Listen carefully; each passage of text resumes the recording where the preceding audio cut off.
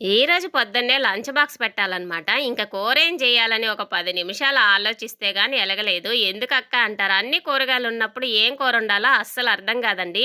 కొన్నున్నప్పుడు అది చేసేద్దాంలే, ఇది చేసేద్దాంలే అని అనిపిచ్చిద్ది. ఇంకా మునక్కాయలు అన్నీ గూడా ఉన్నాయి. నిన్న కూరగాయలైతే తెచ్చారనమాట. వంకాయలు లేతగా ఉన్నాయి. మునక్కాయలు బావున్నాయి. ఇంక ఈ 2 కలిపేసి మసాలా వేసి వండితే ఎలా ఉంటదా అని ఆలోచించి అడిగితే సరే వండేయమన్నారు. సరేనని చెప్పి రెండిటితోటే మంచిగా మసాలా కూరైతే చేసేసాననమాట. మా లడ్డుగాడికి కూడా మసాలా కూర అంటే ఇష్టమే కదా!